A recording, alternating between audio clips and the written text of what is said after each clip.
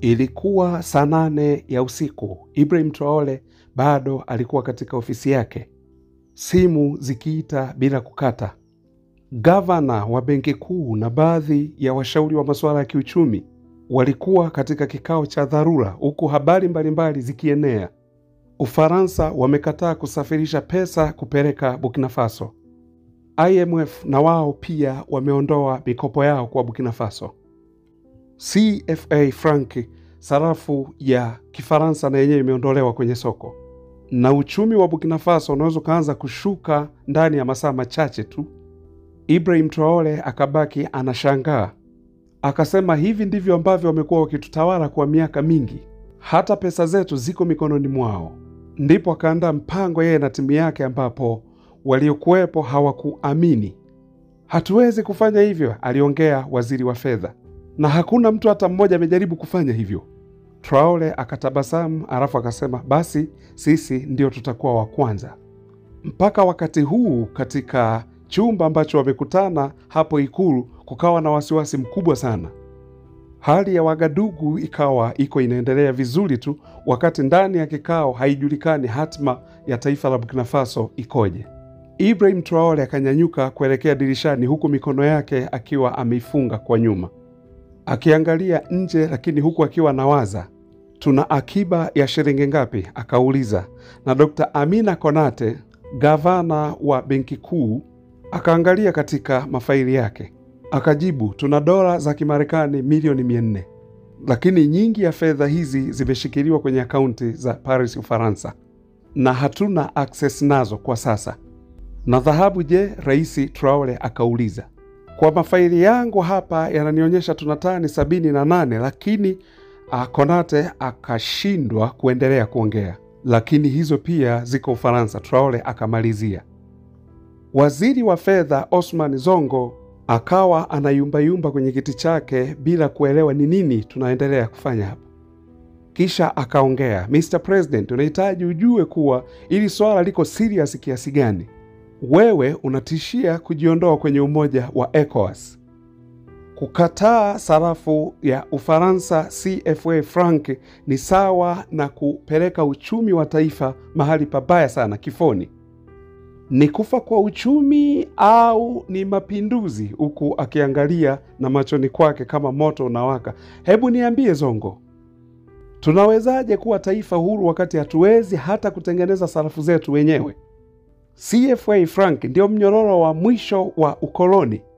Zongo akajibu, mataifa yote ya Afrika yanatumia mfumo wa fedha hizo, Mali, Senegal, Niger, Ghana, wote. Na Traore akaitikia, na mataifa hayo yote bado yameendelea kubaki masikini. Na unajua kwa nini? Wakati wowote tunapotengeneza pesa tunahitaji tuziweke katika mfumo wa dola katika benki za Kifaransa au hazina za Ufaransa. Yaani tunawalipa kutumia pesa zetu wenyewe. Je, huu ndio uhuru? Watu wote kwenye kile kikao wakakaa kimya. Wakati huu wakagundua kuwa Ibrahim Traore alikuwa yuko sahihi. Lakini inaonekana hakuna njia ya kukabiliana na hilo. Kwa miaka 70 mataifa ya Afrika Magharibi yamekuwa yakitumia sarafu hii ya Ufaransa CFA franc, mfumo wa kikoloni wa shirika la fedha la Ufaransa. Uhuru ulikuwa ni wa kwenye makaratasi tu, lakini madaraka kamili yako Paris, Ufaransa. Dr. Konate akapumua na akamwambia, Mr. President, sote tunajua uko sawa, lakini je, kivitendo tunaweza kufanya nini? Hatuna miundombinu ya kutengeneza pesa zetu wenyewe, sarafu yetu wenyewe. Hatuna mashine hizo za kutengeneza pesa, na watu kama wakianza kutoa pesa zao benki kesho asubuhi. Na wakati akiendelea kuongea, Traore akaweka faili juu ya meza. Akasema, ndio maana nilikuwa nina mipango ya sirisiri kwa miezi 3 iliyopita. Washauri wa masuala ya kiuchumi walikuwa wanashangaa wakimwangalia, alafu Traore akasema, Operation Sankara. Hizi ni ndoto za Thomas Sankara ambazo zilikuwa hazijakamilika. Tuwe huru kiuchumi. Alipofungua faili, kila mtu alikuwa yupo kimya, na ndani kuna maelezo ya namna gani ya kubadilisha sarafu ya Ufaransa na kutengeneza sarafu ya Burkina Faso, the Burkina Gold. Hii ni ngumu, haiwezekani, akaongea waziri wa fedha. pesa yetu haitakubaliwa bila kutambuliwa na Umoja wa Kimataifa. Traore akatabasamu na akatoa diski ndogo kutoka mfukoni kwake. Ilikuwa ni sarafu ya dhahabu ambayo upande mmoja ina picha ya mbuyu na upande mwingine ina picha ya ramani ya Burkina Faso. Prototype ya dhahabu ya Burkina Faso. Aliongea na akasema kuwa hii imetengenezwa kwa 100% na dhahabu ya Burkina Faso. Imechimbwa kutoka kwenye migodi yetu. Imechenjuliwa kutoka katika nchi yetu. Na Dr. Konate akaongea akasema, lakini mashirika ya nje ndio yanayoendesha dhahabu zetu, na wao ndio wanaosimamia usafirishwaji wa dhahabu kutoka Burkina Faso kwenda nje. Traore akamgeukia akasema hawatafanya hivyo tena. Na waziri wa fedha akaitikia, kwa hiyo utabinafsisha hii migodi kuwa ibaki kuwa ya taifa? Na hili litafanyika lini? Na Traore akasema ni kesho asubuhi. Lakini operation ya kufanyika hivyo limeshaanza masaa 3 yaliyopita. Na jeshi tayari sasa hivi liko linadhibiti migodi yote. Wafaransa na Wamarekani wanasindikizwa pole pole mipakani mwa taifa la Burkina Faso waondoke. Kwenye kikao kile watu wakaangaliana wakinong'ona kuwa haya maamuzi ni ya kijasiri, lakini ni hatari sana. Lakini pia ni maamuzi ya akili sana. Na Dr. Konate akauliza, vipi sasa kuhusiana na vikwazo? Kwa sababu watu wa magharibi watafanya kila namna kuhakikisha wanatushusha. Na Traore akathibitisha akasema ndio watafanya. Watahitaji kutuadhibu, lakini ili watuadhibu lazima kwanza watahitaji watufikie. Na hapa ndipo na sisi tutachukua hatua nyingine. Akabonyeza button. Na ramani ya dunia ikatokea kwenye screen. Na baadhi ya nchi zikawa zimewekewa alama. Urusi, China, Irani, Uturuki, India na Brazil. Kisha akasema kwa miezi 6 iliyopita tumefanya makubaliano ya siri na haya mataifa ili kwamba tufanye biashara kupitia sarafu zao na tuikwepe dola. Sio dola, tuna euro pia. Tutauza dhahabu zetu moja kwa moja kwa mataifa haya. Na wao pia watatusaidia masuala ya teknolojia na product tunazozihitaji. Ajabu, sikujua kuhusiana na hili, akaongea waziri wa fedha. Huku sauti yake ikiwa inatetemeka, na Traore akamwambia hukuhitaji kujua hili. Kwa sababu kama hili Wafaransa wangelijua, hiki kinachotokea leo kuweka vikwazo kwenye masuala ya kiuchumi lingekuwa mara 100 zaidi. Dr. Konate, huyu gavana wa benki kuu ya Burkina Faso, akaichukua ile sarafu, akaipeleka kwenye mwanga, akasema, ni nzuri sana hii. Lakini je, watu watakubali? Kwa sababu mazoea yana tabia, na tabia ikisha kuwepo basi sio rahisi kubadilisha. Traore akatabasamu. Watu wamekuwa wakidanganywa kila siku kununua dhahabu halafu wanapewa makaratasi. Sasa hapa kuna kitu ambacho ni original, ni dhahabu yenyewe. Akafungua faili lingine. Ndani kulikuwa na michoro ya digital wallets. The Burkina Faso Digital Wallet. Akaongea Traore. Hii ni application ya simu ambayo ni bure kabisa kwa wananchi wote. Gold backed digital currency ambayo ni ya uwazi kwa 100% na ni salama kabisa kwa kila mwananchi wa Burkina Faso. Na jambo la msingi kabisa, iko nje kabisa ya mifumo ya benki ya watu wa magharibi. Waziri wa fedha akatikisa kichwa akasema, huu ni uenda wazimu na ni akili kubwa sana imetumika hapa. Lakini je, tutawezaje kuwashawishi watu? Na baada ya hapo msaidizi wa Traore akaingia ndani ya kikao hiki. Mr. President, tayari tumeshaunganisha. Na Traore akaigeukia timu yake akawaambia, washawishini watu. Ngoja niwaonyeshe kwenye skrini kubwa hapo. Na kwenye skrini kulikuwa na viongozi mbalimbali wa mataifa 5 ya Afrika: Mali, Niger, Guinea, Togo na Benini. Maraisi, akaongea Traore, ninaamini wote tumepokea habari hii moja. Watu wa magharibi wametunyoshea tena silaha yao kwa mara nyingine. Lakini wakati huu tumejiandaa na ninataka niwaonyeshe mpango ulivyo. Masaa 2 baada ya kikao, basi kukawa na energy mpya ndani ya kile kikao. Watu waliokuwemo pale ndani, hofu ikawa imeondoka. Ibrahim Traore aliwaangalia wote waliokuwepo pale kwenye kikao. Wakati huo panakaribia kukucha na jua linataka kuchomoza. Mwamba halali huyu. Akasema hii sio Wagadugu peke yake, ila ni Afrika yote. Dr. Konate akafunga laptop yake. Je, utawatangazia watu asubuhi hii? Traore akatikisa kichwa akasema hapana, ila nitafanya sasa hivi, kwa sababu watu wanatakiwa kujua na waujue ukweli kabla hawajaenda benki. Wanatakiwa wajisikie vizuri, sio kupanic. Matangazo mubashara kutoka kwenye runinga ya taifa yakawa yako tayari, na wao kwa dakika moja wakamrusha hewani. Traore wakati huu alikuwa ameshika ile sarafu ya dhahabu aliyoitengeneza, na akasema, Thomas Sankara akaongea, leo tumekamilisha kazi yako ambayo ilikuwa haijakamilika bado. Saa 12 asubuhi raia wa Burkina Faso wakawa wanaandaa kifungua kinywa.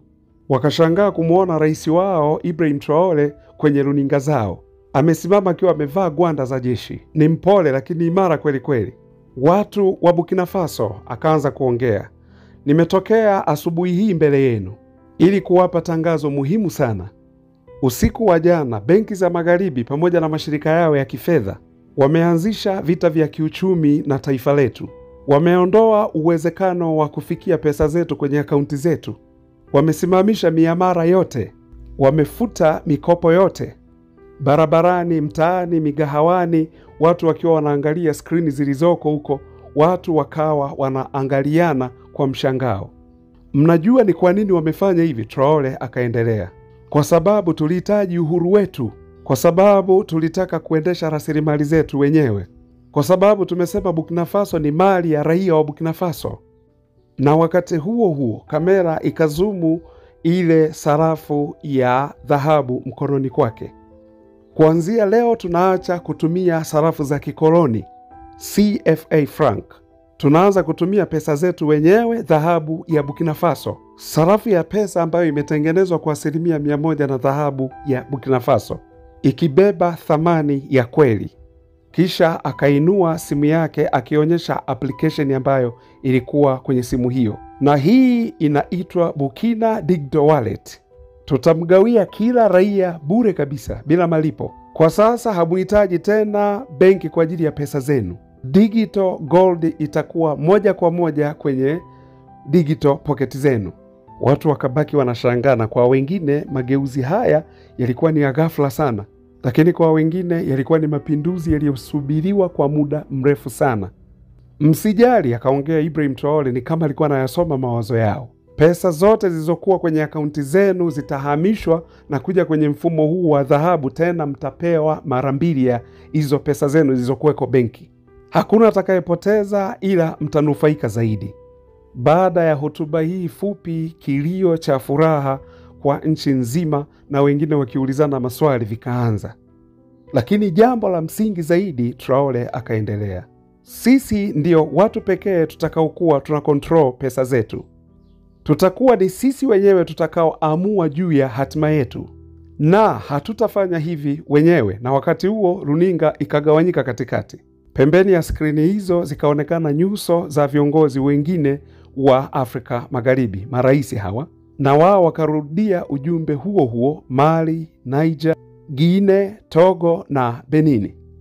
Na wote wakiachana na mifumo hiyo ya sarafu ya pesa ya Kifaransa siku hiyo hiyo, wakigeukia kwenye dhahabu yao.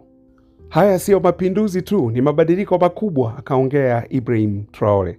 Na sasa kweli tumekuwa huru. Hotuba ilipoisha, kuna kitu kikaanza kutokea huko mitaani. Badala ya watu kuzungumzia pesa zao benki, wakaanza kuongelea kuhusiana na Burkina Digital Wallet app. Wakaanza kuipakua hiyo application kwenye simu zao. Ilikuwa rahisi sana kuitumia, nyepesi, lakini jambo la msingi zaidi ni ya kwao, wanaimiliki wao. Lakini mshangao mkubwa ulikuwa bado haujaja. Paris, Ufaransa, saa 1:45 asubuhi, benki kuu walikuwa kwenye kikao cha dharura wakati huo. Wakiwa wanashauriana wakiambiana, mataifa 6 wameshajiondoa. Mmoja akasema, hawa jamaa wanaonekana walikuwa wamejiandaa. Sasa ni nini cha zaidi? Na gavana wa benki ya Ufaransa akajibu, kwani ni nini cha zaidi? Na akaendelea kusema, hata hiyo Burkina Faso Digital Wallet app, watu mamilioni kwa muda mfupi tu wameshaipakua, na watu inaonekana wameshalikubali. Kwa hiyo hatutakiwi kuwa na haraka kwa hili. Na gavana wa benki ya Ufaransa akaenda kwenye simu yake, akasema, nafikiri nahitaji kumuita waziri wa fedha. Tunatakiwa tuanze kuweka vikwazo haraka iwezekanavyo. Msaidizi wake akamwambia, tayari tumeshampigia waziri wa fedha. Na sauti ikasikika kule akisema, tayari migodi imeenda. Mikataba ya nishati yote imefutiliwa mbali. Vibali vya kambi zetu za kijeshi na vyenyewe hakuna tena. Mataifa ya Afrika Magharibi yanatoka kwenye udhibiti wetu. Wakati huo huo, huku Wagadugu, Burkina Faso, Ibrahim Traore amekaa kwenye ofisi yake akiangalia hali ya kimataifa inavyoenda kwa hili walilolifanya. Kama kawaida, vyombo vya habari vya Magharibi vikaanza kutangaza uchumi unaanguka katika mataifa ya Afrika. Mataifa ya Afrika Magharibi yamejipeleka kwenye kinyongeo, vyombo vya habari vikatangaza. Na Traore anawapitisha watu wake kwenye hali ngumu, vikaendelea kutangaza. Lakini upande mwingine, jumbe za kushikamana na Ibrahim Traore kutokea kwenye mataifa mengine zikawa zinaingia. Urusi, China, India, Uturuki, Irani na Brazil, bila kusahau Afrika Kusini, wote wakipongeza na wakiahidi mshikamano. Na pia ahadi nyingine ni kuitambua hiyo sarafu mpya ya hayo mataifa. Dr. Konate akaingia kwenye ofisi ya rais akiwa yuko excited sana. Hauwezi kuamini ndugu rais, watu milioni 4 wameshapakua hii application. Hiyo ni karibu na 5% ya population nzima ya nchi nzima kwa muda mfupi sana. Traore akatabasamu akasema, watu wameonja uhuru Konate, na hatuwezi kurudi nyuma katika hili. Na kitu cha zaidi, Dr. Konate akaongea, kuna mataifa kutoka nje ya Burkina Faso na wao wameshapakua hii application pia, kama vile Ghana, Kongo, Senegal. Kila mtu anaongea kuhusiana na hili. Na wiki kadhaa Ibrahim Traore akasimama kwenye kijiji kimoja, wanakijiji wakiwa wamemzunguka, wakulima wakiwa wanaangalia simu iliyoko mkononi kwake. Mimi sijui namna ya kutumia hii simu ndugu raisi. Mzee mmoja akiongea kwa aibu. Traore akakaa chini, akamwambia, ngoja ni kuonyeshe. Angalia, huku akiongea kwa upole. Unapobonyeza kitufe hiki hapa, digital wallet yako inafunguka. Na hapa unaweza ukaona ni gold kutoka Burkina Faso ni kiasi gani unazo. Na yule mzee wa kijiji akauliza, sasa hii ndio thamani ya pesa yangu? Na Ibrahim Traore akamwambia, ndiyo baba. Na hakuna mtu yeyote anayeweza kukuibia, na hakuna yeyote anayeweza kukufungia akaunti yako ya benki. Na hii haina tozo, haina makato, na unaweza ukatuma muda wowote na kwa kiasi chochote kile. Ndio uhuru wenyewe tunaoutaka. Na wakati huu wanakijiji wote, kila mwanakijiji akawa anachukua simu yake anampelekea Ibrahim Traore. Na yule mzee akasema, mpaka sasa kwa kweli ninajisikia pesa zangu ziko salama. Asante sana. Kauli hii rahisi kutoka kwa huyu mzee ilionyesha ni nini ambacho Traore ameshakikamilisha. Hii haikuwa tu ni mapinduzi ya kiuchumi, bali yalikuwa ni mapinduzi ya kisaikolojia. Shirika la fedha IMF na Benki ya Dunia walitabiri kuwa ili haliwezekani, hawamalizi hata wiki watakuwa wameanguka. Lakini mpaka wakati huo miezi na miezi kawa imepita na uchumi ukawa bado umesimama. Miezi miwili baadaye na uchumi bado ukawa umesimama. Si tu kusimama, lakini ukawa unakuwa kwa kasi ya ajabu mno. Na miezi mitatu baadaye Ibrahim Traore akakaribishwa kwenye mkutano wa BRICS. Na kwenye mkutano huo uliofanyika Moscow, viongozi wa dunia wakawa wanamsikiliza kwa umakini mkubwa sana Ibrahim Traore.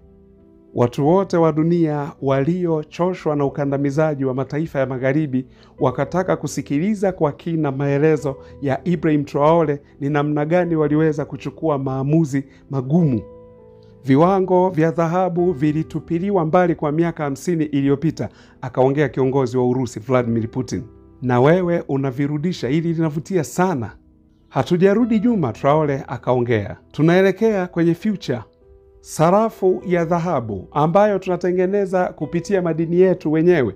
Huo ndio uhuru tunaoutegemea kwenye kizazi kijacho. Na kiongozi wa China naye akaitikia akasema, hiyo teknolojia yao yako ya digital wallet, hiyo kwa kweli inavutia. Hiyo sasa tunaweza kuitumia dunia nzima.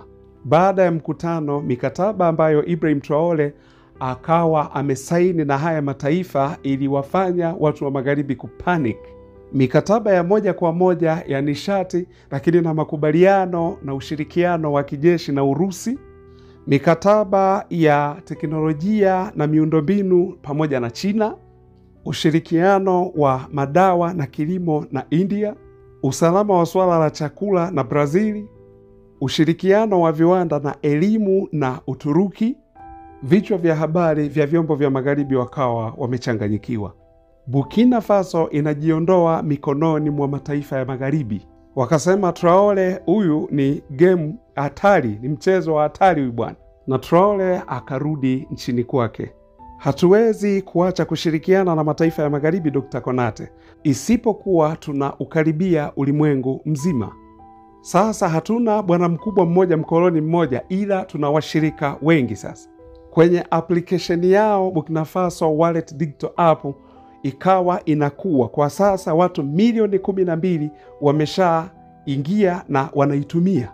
Miamara ya watu milioni 2 kila siku wakiwa wanafanya miamara na haya mataifa mengine.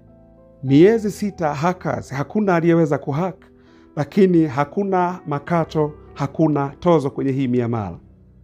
Na hii app ikawa inaenea kwenye mataifa ya Afrika Magharibi. Na mpaka wakati huu Ibrahim Traore hakuwa tu rais wa nchi, bali alikuwa ni kama mwanzilishi wa African Movement. Siku moja, miezi michache baadaye, akasimama mbele ya benki akasema, leo tuko hapa sio tu kuongea, lakini kuiangalia historia na kubadilisha uelekeo, kwa sababu tuko hapa kwa ajili ya uhuru wa pesa zetu. Na kwenye mkutano ule wa mama wakawa wanalia uko nyuma, lakini akatokea mjane wa Thomas Sankara, akaja akamshika mkono, akaanza kumtikisa mkono, akasema uko aliko Thomas Sankara atakuwa amefurahi sana, kwa sababu ilikuwa ni ndoto yake kuifanya Burkina Faso iwe huru kiuchumi. Na Traore akamwambia hilo tayari limeshatimizwa mama. Na jambo pekee linalotufanya tufanye hivi ni kwa sababu ya mbegu aliyokuwa ameipanda mume wako Thomas Sankara. Mpaka wakati huu kiongozi ama raisi wa IMF akawa amesimama mbele ya kamera huku akiwa na tabasamu lile la kulazimisha, akisema tunaendelea bado kufanya kazi na Burkina Faso, na bado tunaendelea kuangalia mchakato wa kuitambua sarafu ya Burkina Faso. Na rais wa Ufaransa naye akisema bila shaka tutashirikiana na haya mataifa. Lakini hakuna mtu alikuwa anaamini hadithi za kizamani kama hizo, huko Afrika mambo yakiendelea na wataalamu wakiendelea kuiupdate na kuifanya vizuri zaidi hiyo app, ambayo kila mwana Burkina Faso basi ana uhuru wa kuingia kwenye app yake hapo. Asanteni sana wanaokuwa Mwafrika.